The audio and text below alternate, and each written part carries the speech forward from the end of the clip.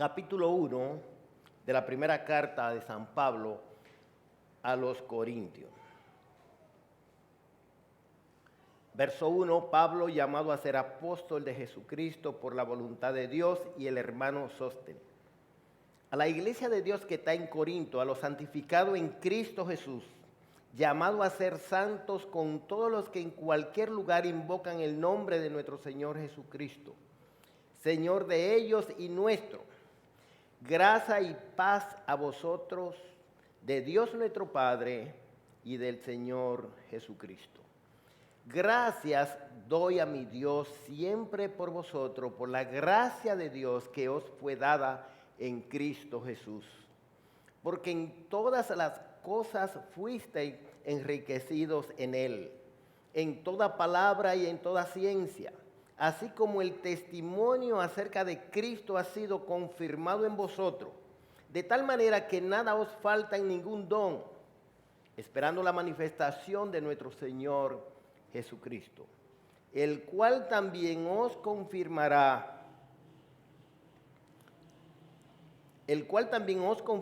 hasta el fin, para que seáis irreprensibles en el día de nuestro Señor Jesucristo.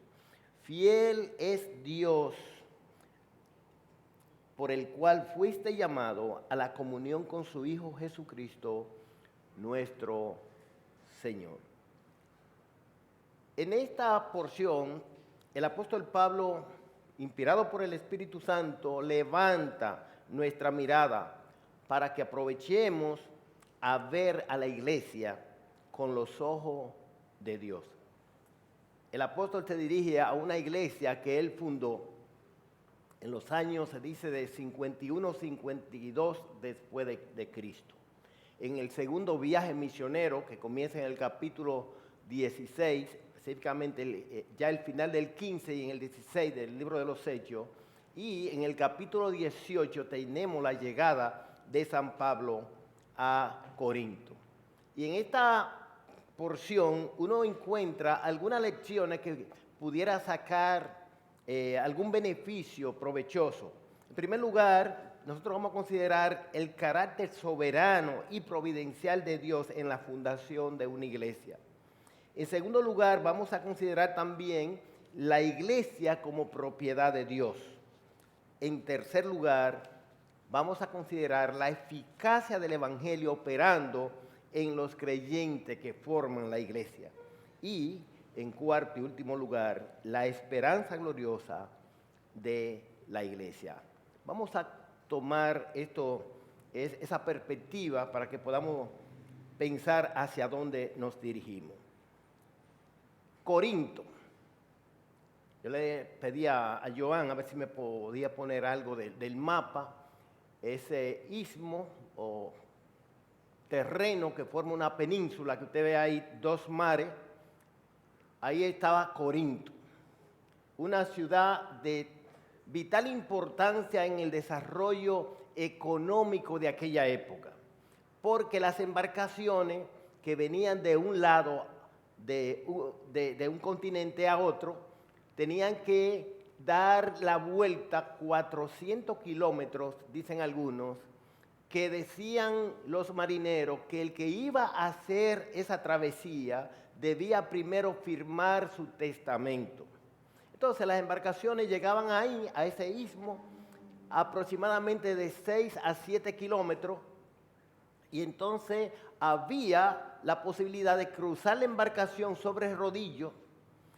Algunos nada más simplemente desmontar la carga y llevarla al otro lado, y evitando una travesía de 400 kilómetros.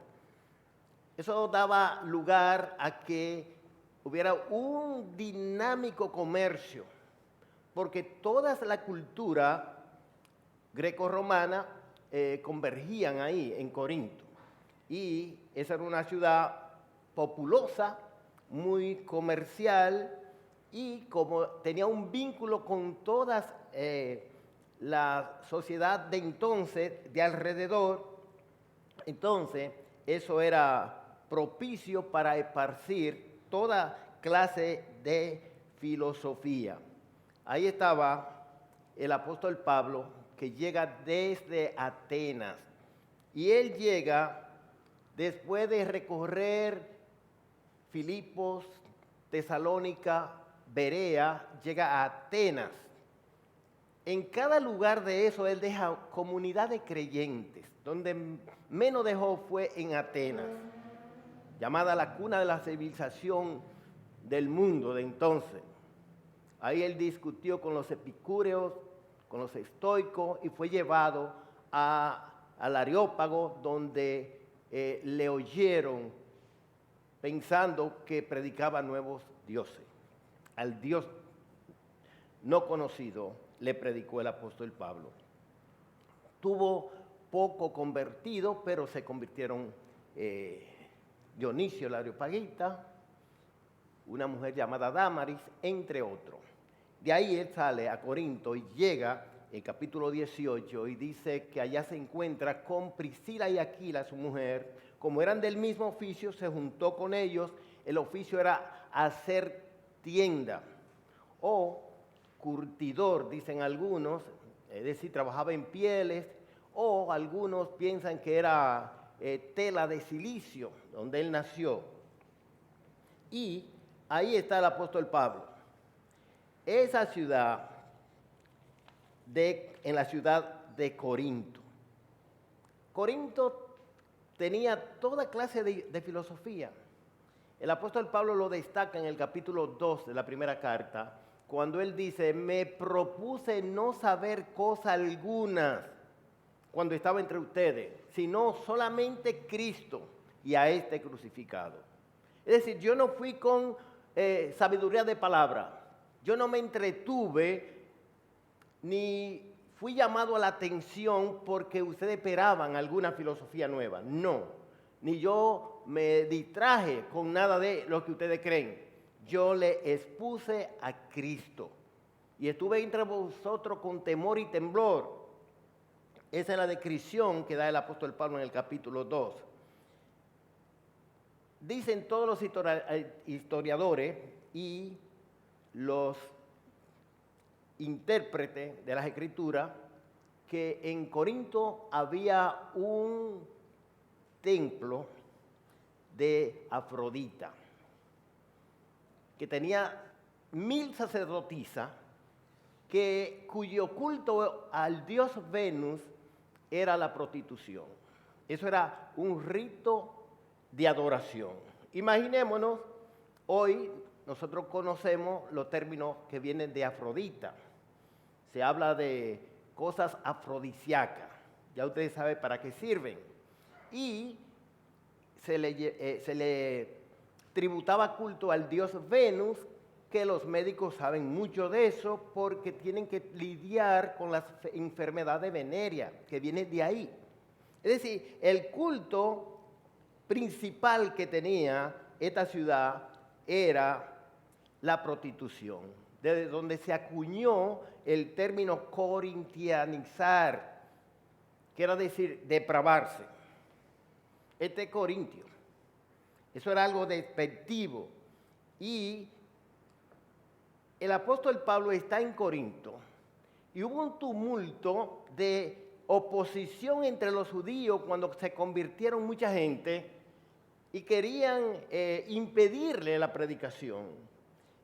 Y en medio de esa circunstancia, en una noche, él tiene una visión, narrada en el capítulo 18 del libro de los Hechos, donde Dios le dice, Pablo, habla y no calle. Nadie pondrá su mano sobre ti, nadie te podrá hacer daño. Yo estoy contigo y yo tengo mucho pueblo en esta ciudad. Eso está en el versículo 10 del capítulo 18. Yo tengo mucho pueblo en esta ciudad, en Corinto. Pero Pablo se propuso ir a Bitinia y el Espíritu Santo no se lo permitió. Y luego él ve un varón en una visión macedonio que dice, pasa acá y ayúdanos. Y ahora cuando llega a Corinto, Dios le dice, yo tengo mucho pueblo en esta ciudad, en Corinto. Y uno dice, pero ¿cómo puede ser? Uno a veces tiene persona preferida para predicar el Evangelio. Y si uno fuera a preferir una ciudad, ¿no sería Corinto? Uno pensaría en personas que tienen cierta característica, que tienden a la piedad, que están preocupados por la familia, que están preocupados por el bienestar social. Pero Corinto, sí, dice Dios, yo tengo mucho pueblo en esta ciudad. Lógicamente el apóstol Pablo ya ha destacado el hecho de que el Evangelio es el poder de Dios para salvación a todo aquel que cree. La palabra de la cruz es locura a los que se pierden, pero para nosotros los creyentes es poder de Dios. Y Él puede predicar en cualquier lugar y Dios va a obrar por ese poder. Dios va a obrar en acción para transformar a cualquier persona, no importa su carácter moral, su carácter social. Eso lo vamos a encontrar en muchas más partes de la Biblia. Apocalipsis capítulo 2, versículo 13, le dice el ángel que escribe a la iglesia. El Señor escribiendo al ángel de la iglesia, y le escribe a la iglesia que está en Pérgamo. Yo conozco donde mora. Tú moras donde está el trono de Satanás. Imaginémonos, culto al emperador. Dice, ahí está el trono de Satanás y ahí hay una iglesia. Y Dios dice, yo tengo mucho pueblo en esta ciudad. Juan el Bautista, cuando comenzó su ministerio y se acercaban los escribas y los fariseos, él lo llamó generación de víbora. ¿Quién le enseñó a huir de la ira venidera?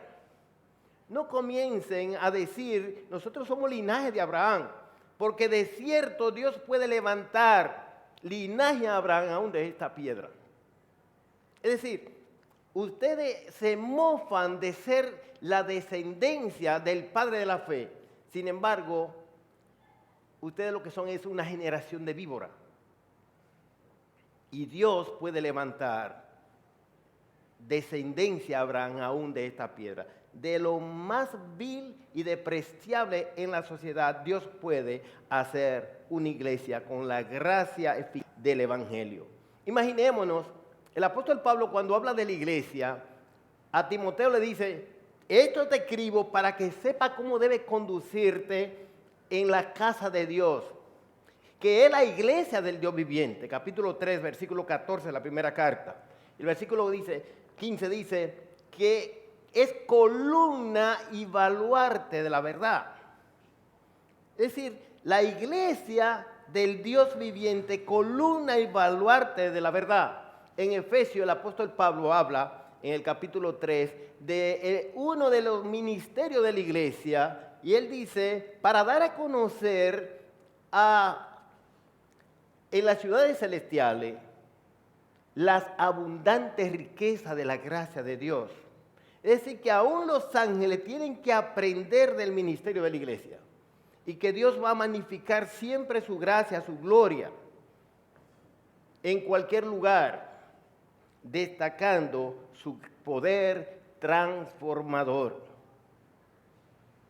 Los que han incursionado en la historia de los templos bíblicos cuentan que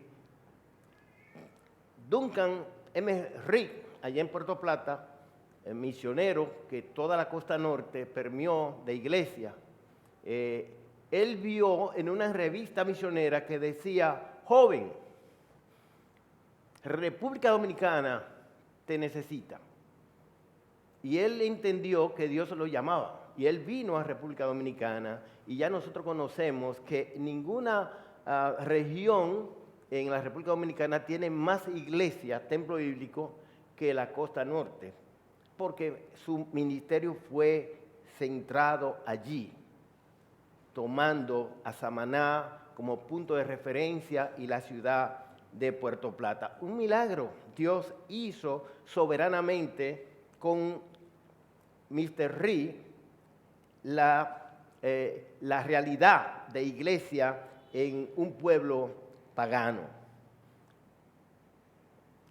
Ian Rassi, que vino para instruir norteamericano, canadiense, que a los hijos enseñarle el idioma, a darle clases porque él era maestro. Y él vio la necesidad de ir a la capital. Y él llegó aquí a la capital y comenzó a predicar el evangelio por los barrios. Y ya con una iglesia establecida en San Carlos, una intersección que le llaman las 5 esquinas, Feliz María Ruiz, entre otras calles. Entonces se encontraron, no recuerdo cómo, una carpa que nadie la estaba usando.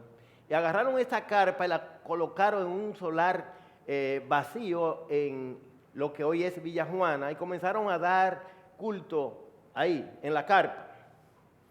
En esa carpa se convirtieron tanta gente que se fundó una iglesia que se llama Templo Bíblico de Villa Juana. De una manera providencial, usando a un hombre de Dios. Esa gente de Villa Juana apoyaron la fundación del Templo Bíblico de Pedro Brán. Cuando yo pensé en escribir algo acerca del Templo Bíblico de Pedro Brán, el título fue Crucigrama Divino para la fundación de una iglesia local. Porque no se puede explicar humanamente cómo Dios utilizó a Constantino Almonte y a Juana, a Papi Mensa, a Mensa, la conversión de la hermana Máxima, y llegar hasta aquí.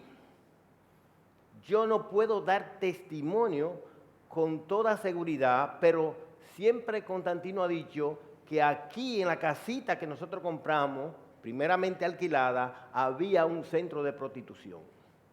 Que esto era una casa de cita, que aquí yo entiendo que todo el entorno estaba permeado y todavía uno encuentra la reminiscencia de esa calamidad.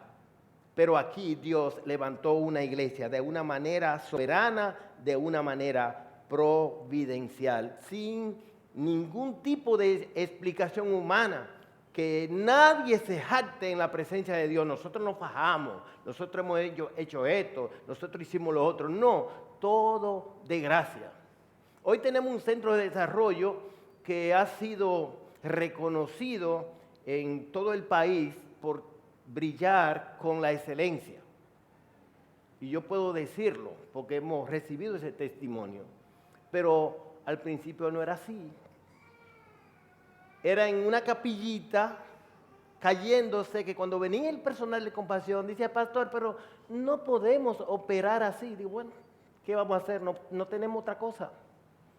No tenemos otra cosa. Esto es lo que tenemos, un archivo aquí y no hay nada.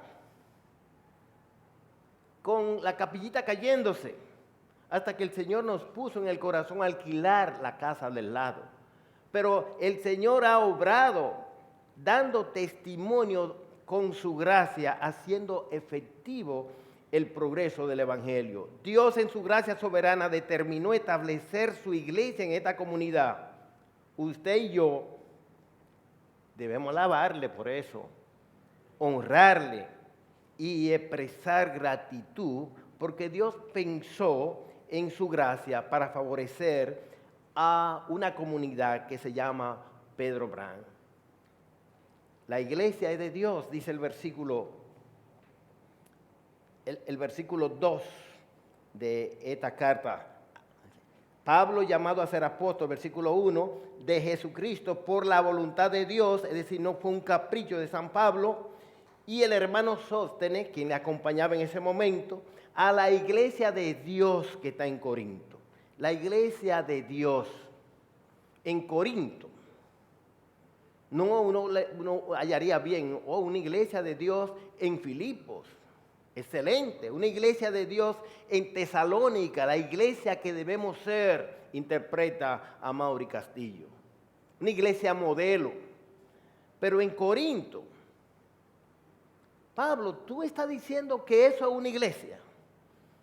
En los años 80 había un predicador muy dinámico y cuando hablaba de alguna iglesia dice, eso da más gloria a Dios cerrado que abierto. ¿Quieren eso? Es una vergüenza para el evangelio. Él hablaba así, con tremendismo. Y A Pablo se le podía encarar, pero Pablo, ahí hay divisiones de toda clase. Ahí dicen, yo soy de Pablo, yo soy de Apolos, yo de Cefa. Y algunos dicen, yo soy de Cristo, esos son los mejores. Pero tú no te has enterado, Pablo. Ahí hay un hombre que vive con la mujer que era de su papá. Esa gente se llevan a los tribunales uno con otro. Una iglesia ahí. A eso, es de tu gente. ¿Cómo puede ser? Ahí hay gente que no cree ni en la resurrección de los muertos. Y algunos van al templo de los ídolos y comen de lo que sacrifican a los ídolos, Pablo. ¿Sabe cómo dice el apóstol Pablo? La iglesia de Dios. Esa es la iglesia de Dios. Aunque usted tenga la opinión que usted tenga, Pablo dice, inspirado por el Espíritu Santo, que en Corinto esos hermanos formaban la iglesia de Dios. Con todas las calamidades que podía ver la gente. Pablo dice, mire, acuérdese que independientemente del carácter de todo ese grupo, esa es la iglesia de Dios. Esa es la iglesia de Dios. Esa no es la iglesia de Pablo. Esa no es la iglesia de Pedro. Esa no es la iglesia de Apolos. Esa es la iglesia de Dios. Esa es la iglesia que Cristo mismo le dijo a Pedro. Sobre esta piedra edificaré mi iglesia. Y luego el apóstol Pablo instruye a los ancianos que velen por todo el rebaño que el Espíritu Santo os ha puesto por obispo para apacentar la iglesia de Dios, la cual él ganó con su propia sangre. Es decir, es una iglesia comprada a precio de sangre. Es la columna y baluarte de la piedad. Es la verdad, descansa, el soporte, el sostén de la verdad, a pesar de la conducta de los creyentes. Corintios, esa es la iglesia de Dios. Nosotros debemos tener conciencia de cómo el apóstol Pablo nos muestra que pudiéramos ver más arriba de lo tradicional la iglesia de Dios. Dice el versículo 2, a los santificados en Cristo Jesús, llamado a ser santo con todo lo que en cualquier lugar invocan el nombre de nuestro Señor Jesucristo, Señor de ellos y nuestro. ¿Cómo que dice Pablo? Los santificados en Cristo Jesús, llamado a ser santos. Algunos exégetas dicen santo por llamamiento. Sin embargo, parece indicar que tiene que ver más bien con lo que se llama la santificación definitiva o, como antes se decía, la santificación posicional. Los creyentes en Corinto, esos que tienen toda esa calamidad, son santificados en Dios, santificados en Cristo Jesús. Son santificados, es decir, son puestos aparte, como los utensilios del templo, los vasos, las mesas, las copas, todo ese mobiliario era santo. Nadie lo podía usar en otra cosa, porque eso está separado para Dios. Y los creyentes en la iglesia, los creyentes que han puesto su confianza en Cristo como su único y suficiente Salvador, el apóstol Pablo destaca que ya Dios lo puso aparte por su gracia, por medio de la fe en el Señor Jesucristo. Son puestos, son una clase aparte, es una élite especial. Es el especial tesoro del Señor, es la novia de Cristo, que Él va a perfeccionar en el tiempo. Llamado a ser santo, habla de la santificación progresiva. Esos corintios que se convirtieron durante 1 año y 6 meses de predicación del apóstol Pablo, están en proceso de purificación. Como dicen algunos, a veces como una excusa para hacer cosas que no convienen. Yo no soy perfecto, estoy siendo transformado, me falta, yo soy un producto que no está acabado. El creyente realmente no está acabado hasta que no llegue a la presencia de Dios. tiene una santificación ya definitiva delante de Dios por la sangre de Jesucristo, pero tiene esa motorización que debe llevar a una evidencia de esa realidad todos los días, purificándose, todos los días siendo conformado a la imagen de nuestro Señor Jesucristo, cosa que Dios va a utilizar todas las circunstancias de la vida para nuestro provecho.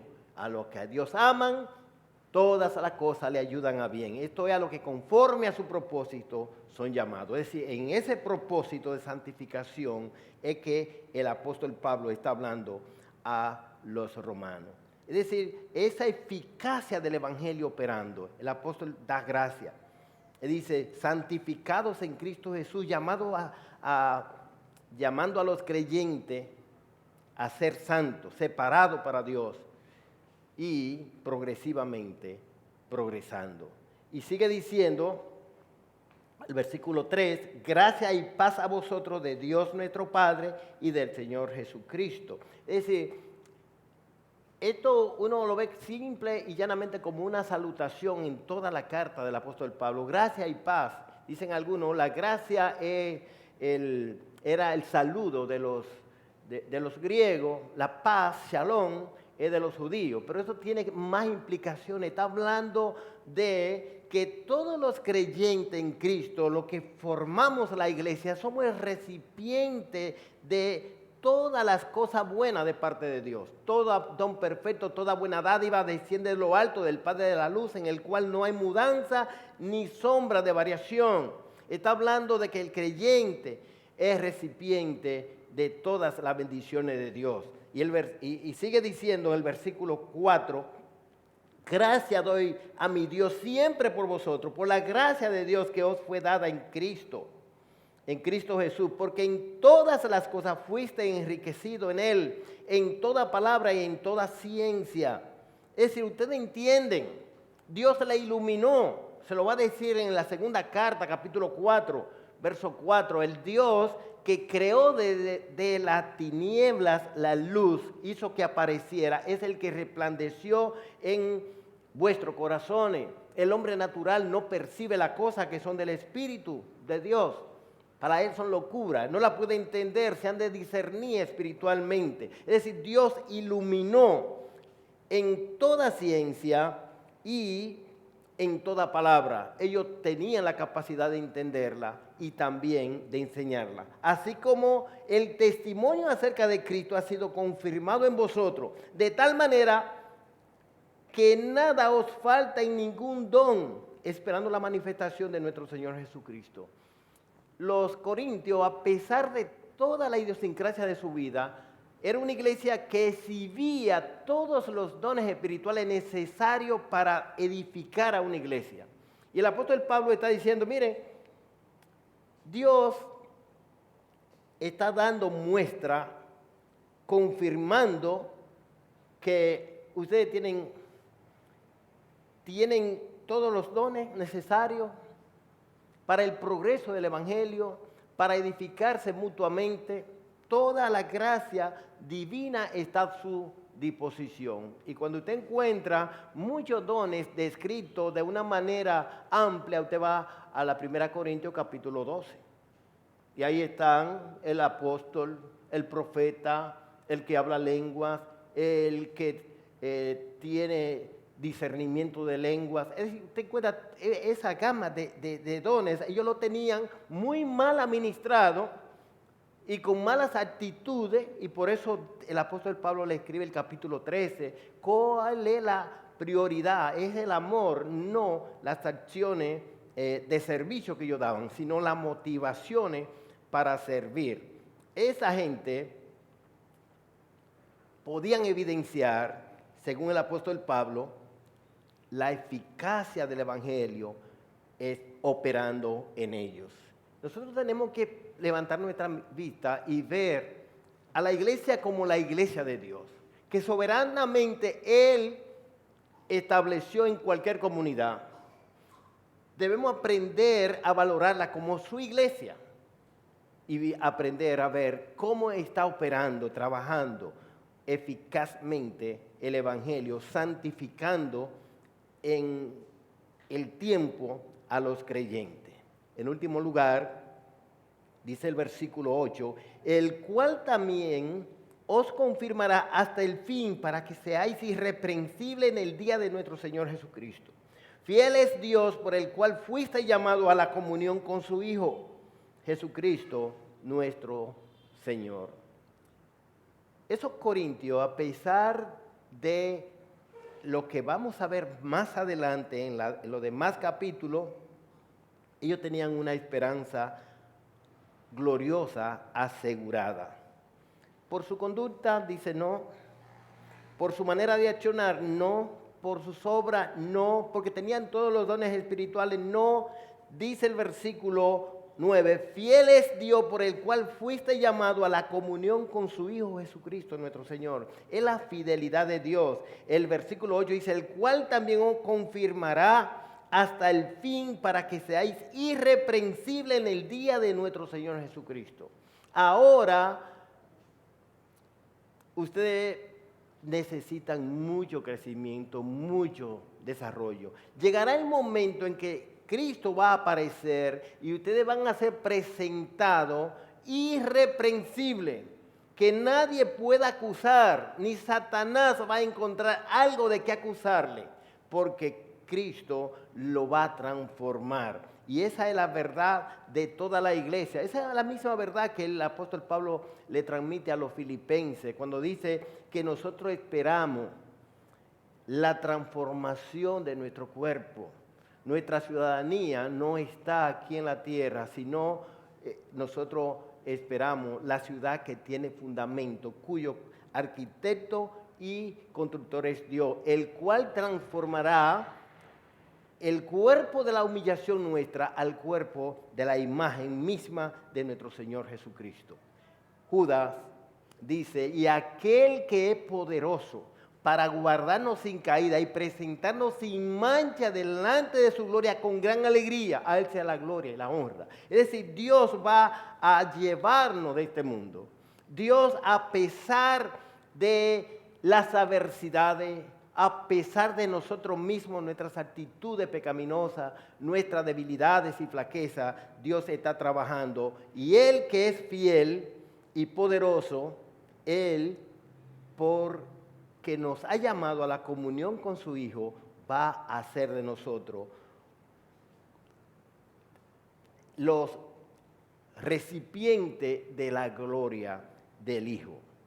Tengo por cierto, dice el apóstol Pablo a los romanos, que las aflicciones del tiempo presente no se pueden comparar con la gloria venidera que en nosotros ha de manifestarse.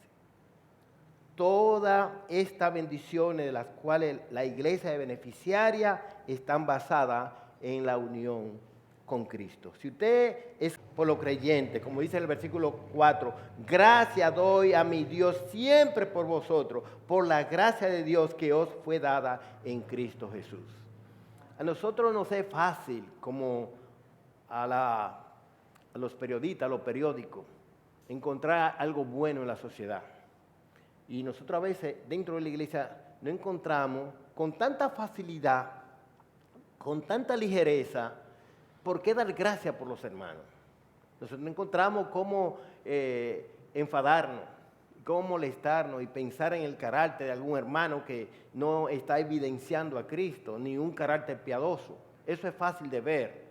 Pero ver cómo Dios ha trabajado en el carácter de una persona, no siempre. El apóstol Pablo, él puede dar gracias a Dios siempre.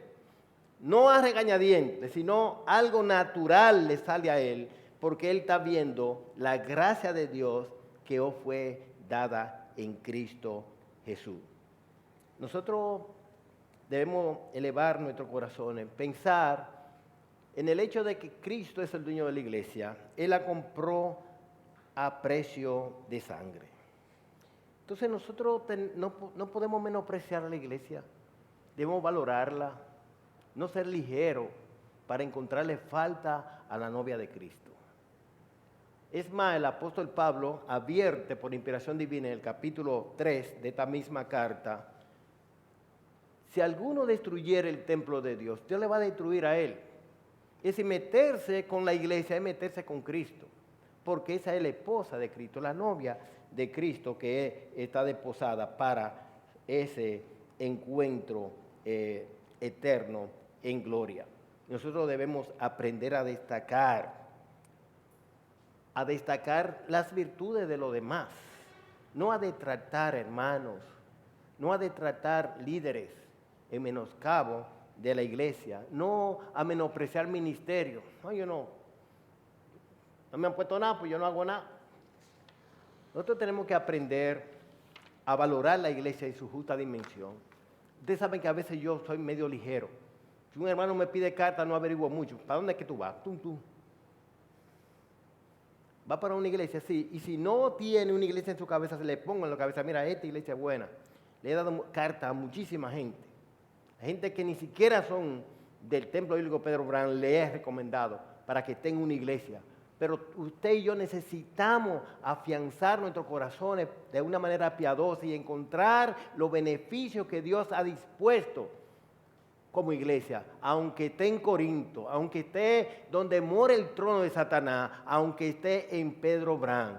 Dios ha levantado su iglesia libre y soberanamente por su gracia. Y nosotros tenemos que aprender a disfrutar de esa iglesia. Me encanta, a veces se emocionan y dicen la mejor iglesia del mundo. Si no es la mejor iglesia del mundo, es pasible de ser dejada. Porque nosotros tenemos que aprender a valorar la iglesia de Dios como propiedad de Dios, como el resultado del sacrificio de Cristo. La historia dominicana tiene luces y sombras, y hay clubes que todavía son afectados por la élite, el elitismo. Ahí no cabe cualquiera. Entonces, se dice que para darle entrada, cuando se solía darle entrada a uno de esos clubes, a la directiva se le daba una cantidad de bolas blancas, y según la cantidad de la directiva, y bolas negras. Entonces, Elpidio Vargas solicitó membresía en ese club. Entonces, ahí, si era 12 miembros la directiva, aparecían 11 bolas blancas y una bola negra. Y ya por esa bola negra, Elpidio quedaba excluido, es decir, no puede participar como miembro de ese club. Y entonces la gente decía: le dieron bola negra. Le dieron bola negra. Y de ahí viene el término bola negra.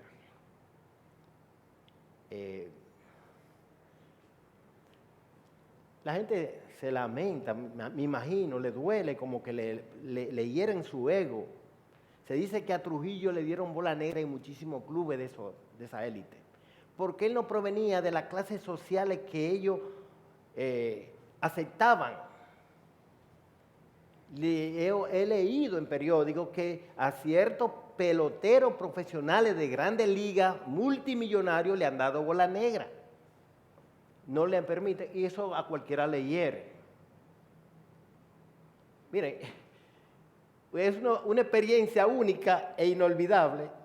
Yo fui al consulado un día, me llevaron más bien. Mi esposa me llevó al consulado.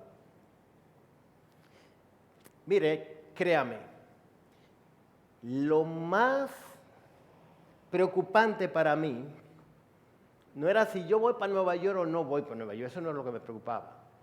Era que el cónsul me dijera: rechazado. ¿Y cómo yo paso por donde Oneida? Entonces,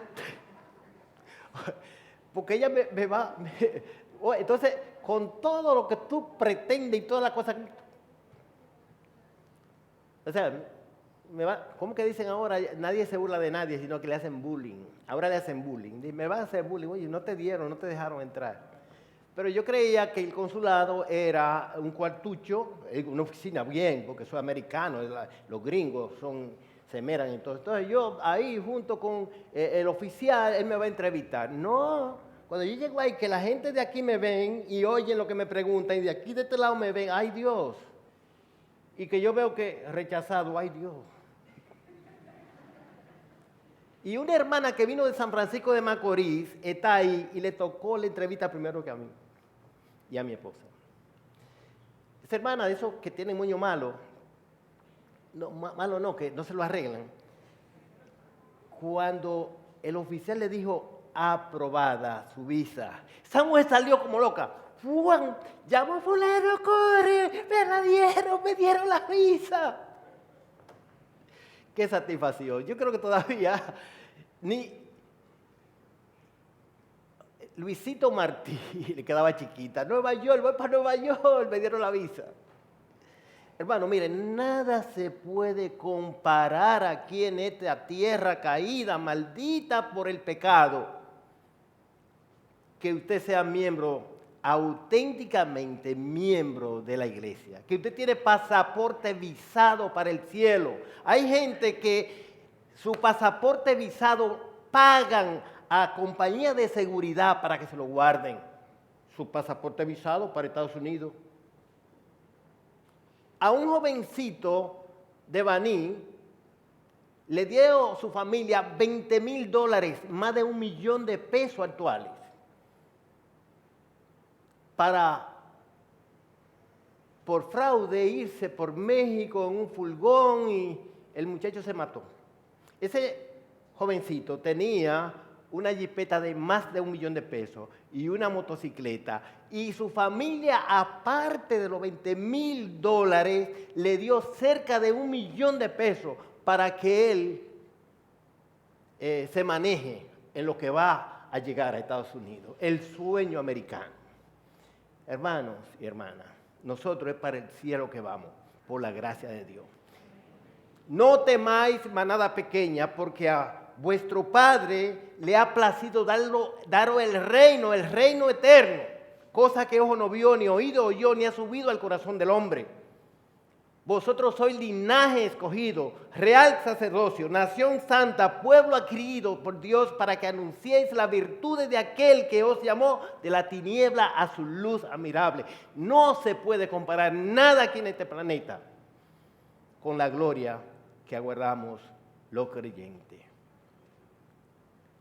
Aquí pudiera haber algún amigo que no puede disfrutar de esta esperanza. Déjeme decirle, el Señor Jesucristo dijo, el que oye mi palabra, crea al que me envió, tiene ya vida eterna. No vendrá a condenación, mas ha pasado de muerte a vida. No se vaya de aquí sin hablar con algún creyente. Dice, yo quiero disfrutar de esa esperanza gloriosa que Cristo me ofrece, perdonando todos mis pecados. Soberano Padre, te agradecemos por tu gracia, por tu misericordia. Tú estableciste una iglesia en Corinto, tú estableciste una iglesia en Pérgamo donde mora el trono de Satanás. Y tú has establecido por tu gracia una iglesia aquí en Pedro Brán.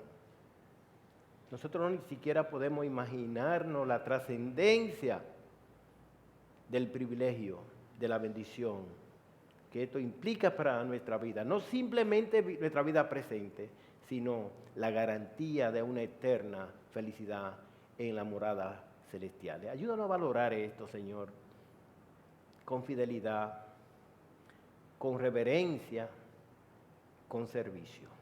Te lo rogamos en el nombre de Jesucristo. Amén. Muchas gracias. Examina estos nuevos versículos, uno por uno, en